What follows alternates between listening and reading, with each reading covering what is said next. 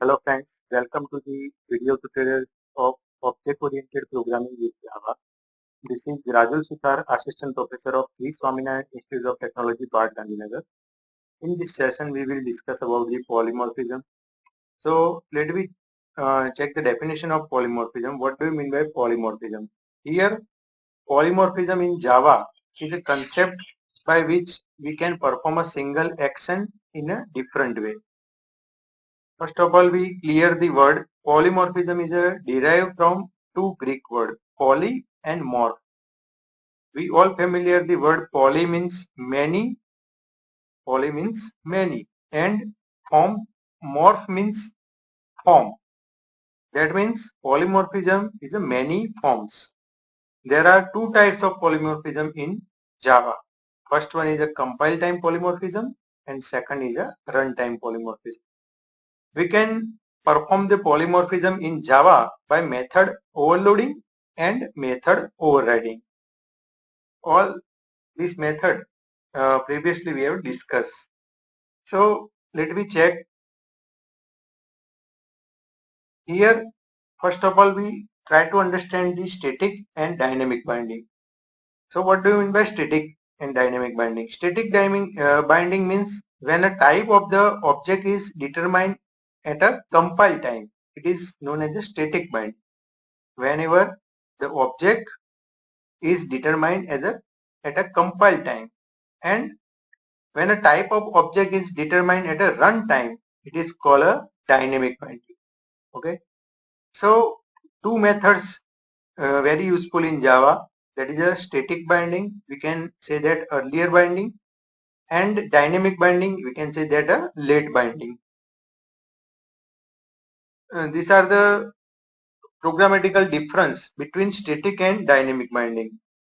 Dynamic binding, when type of the object is determined at a runtime, it is known as a dynamic binding.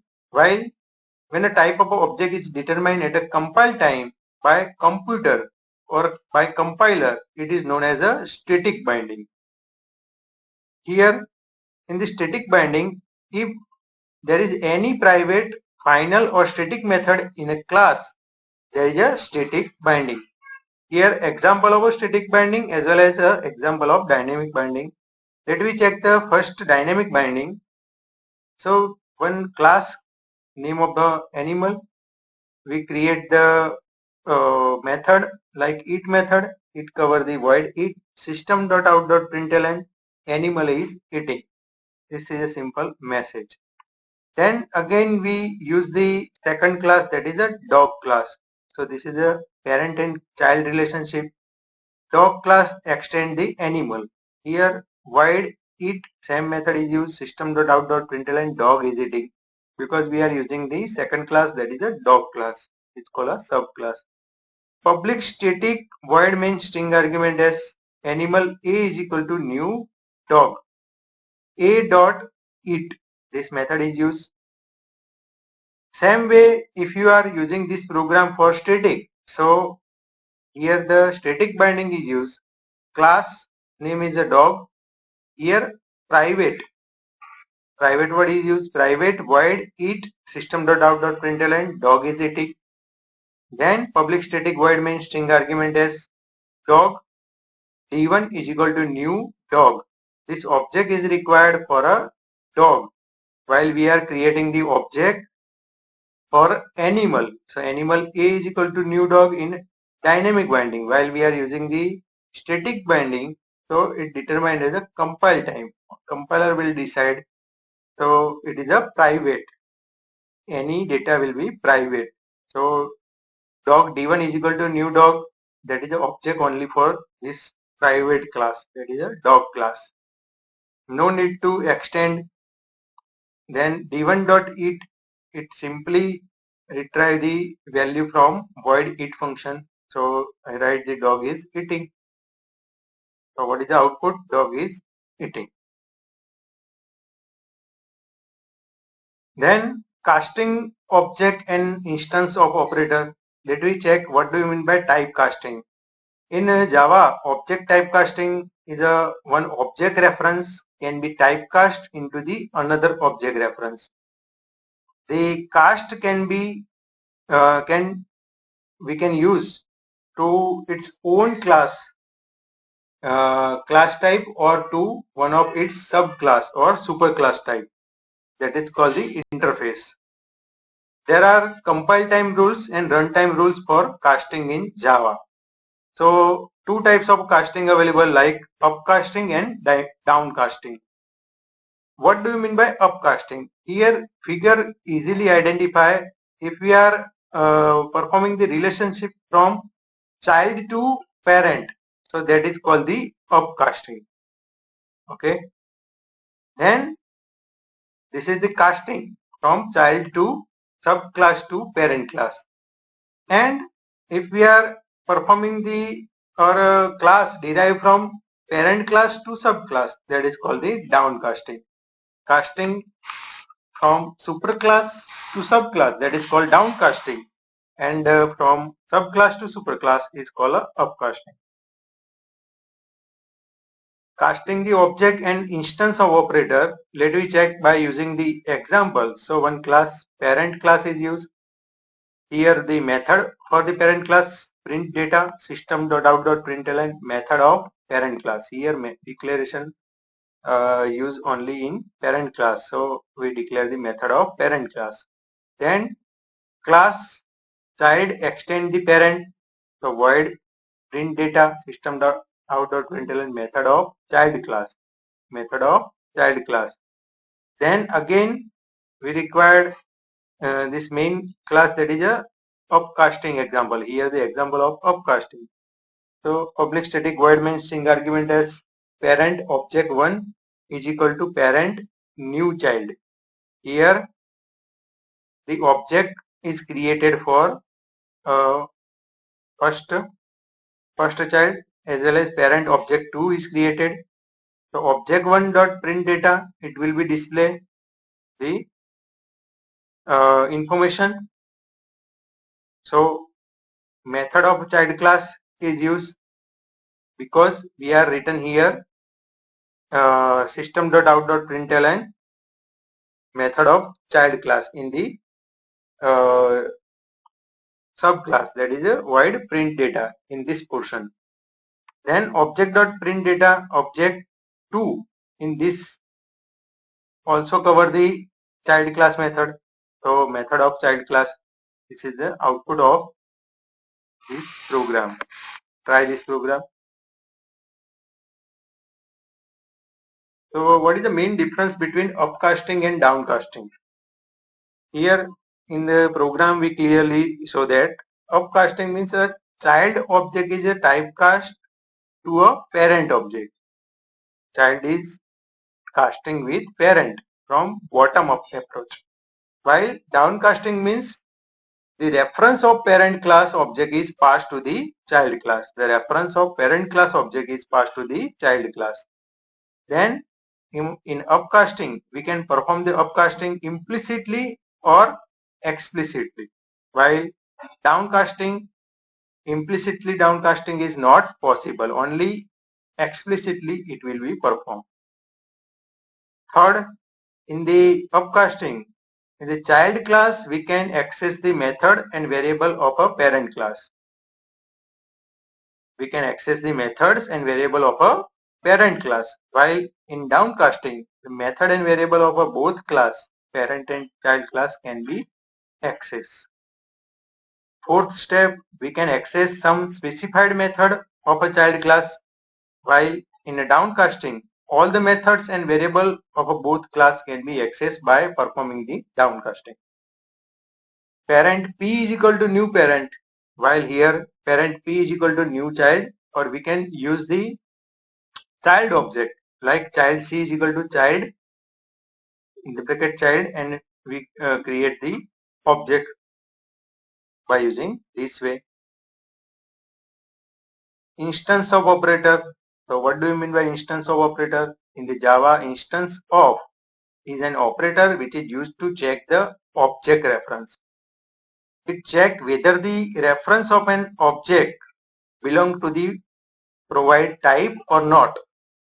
It returns either the true or false if an object reference is of specified type, then it return true value. Otherwise, it return the false value. So instance of operator return the true or false. That is a Boolean value. We can use the instance of operator to check whether the object reference belong to the parent class, child class, or interface. It's also known as a type comparison operator because it compares the instance with its type.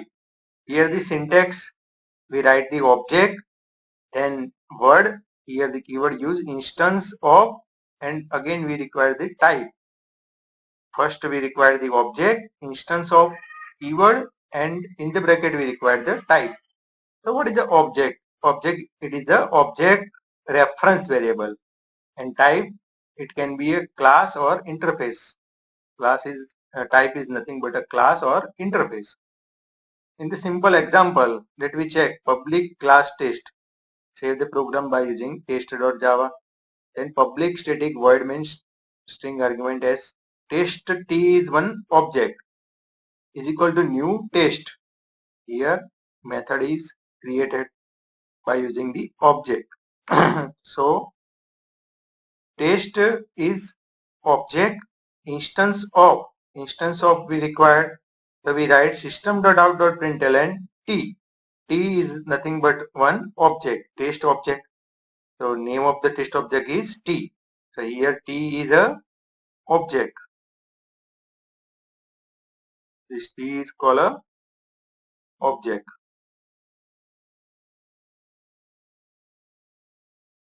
Then this keyword is used, instance of, here instance of is used. Then type, we are using the test type. This is nothing but a type. Why test is required? Because test is a class. So we can use a either class or interface here. So what is the output? Here output is true because it return either the true or false if object reference is of specified type. Here the object reference is specified type is a class, then it return the true value. Otherwise it return the false value. So here true, output of this program become true. The array list class and its method. What do you mean by array list? Array list class implement the list interface and it's based on the array data structure. So we all familiar with the data structure. So in the array is a group of same data type. So it is widely used because the functionality and flexibility is it offer, like most of the developers choose the array list over the array. And it's a very good alternative of traditional Java array. Array list is a resizable array implementation of the list interface. It implements all the optional list operation and permit all the element including null.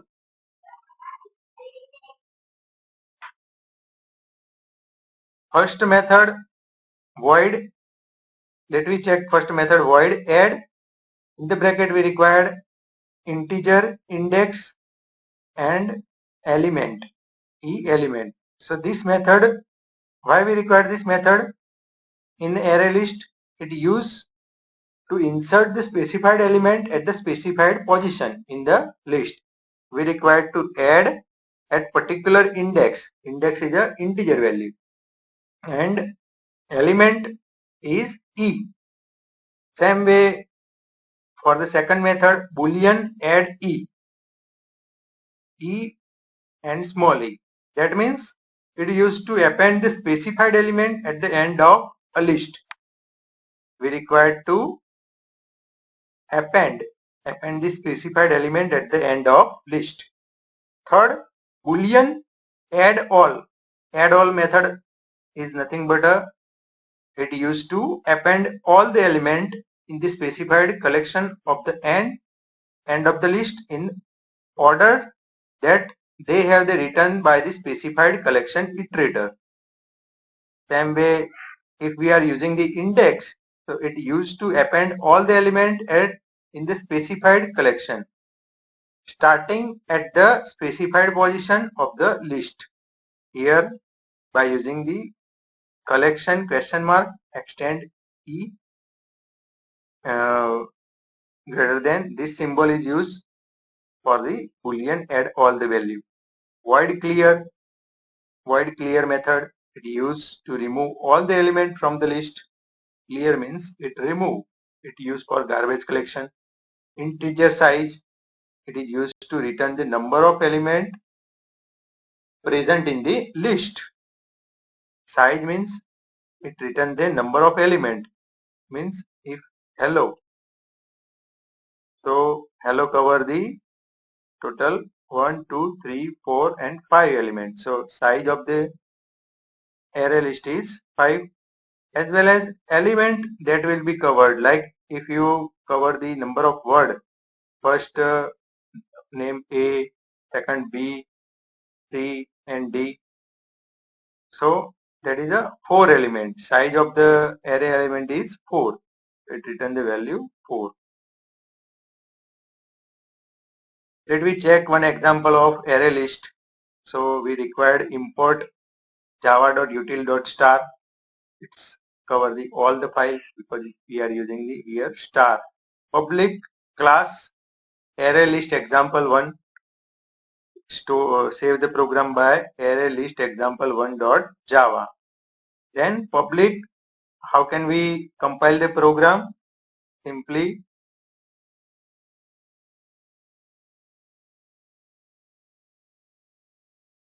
java, the program name is array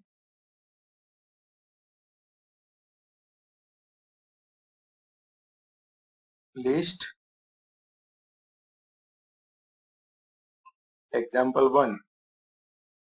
Same whatever you have written here as a class name.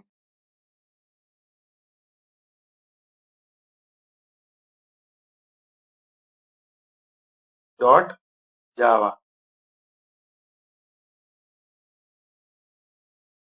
This is used for compilation, and for run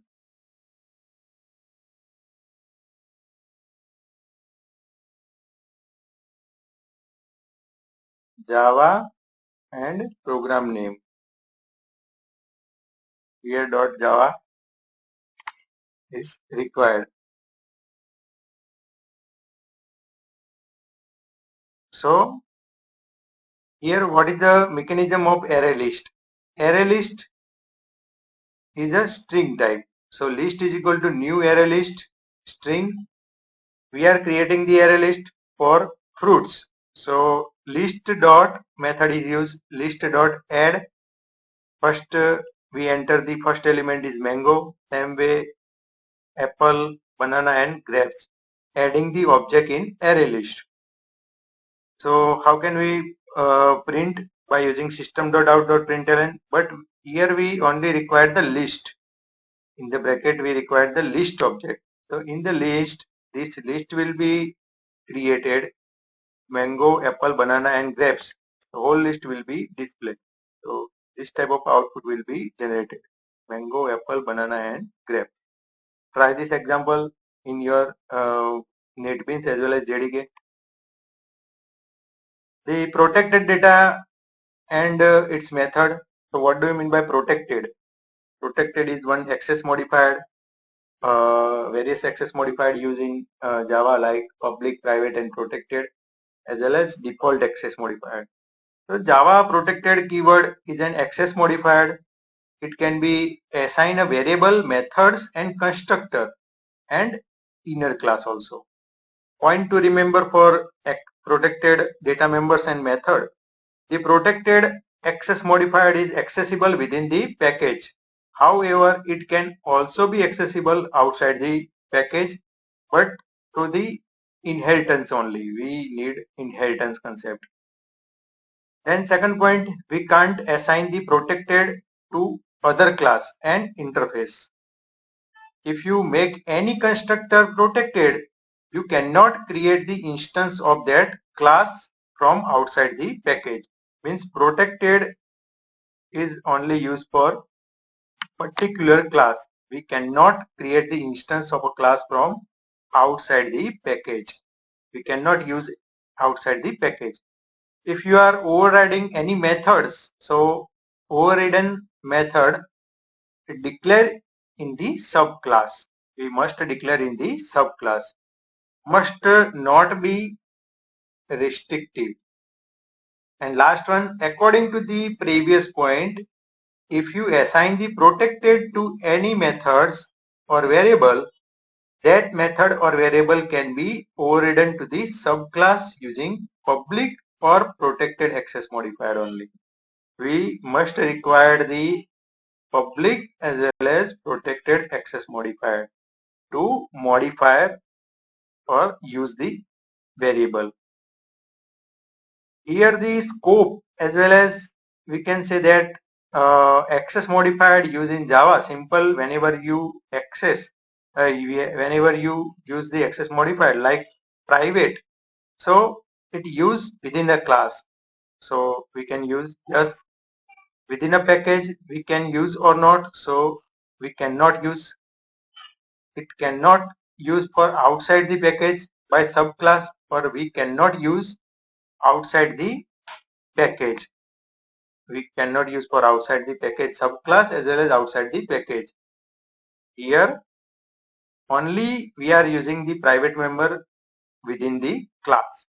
If we declare the default, so default is used only in these two, like within a class or within a package. We cannot use outside the package subclass or outside the package.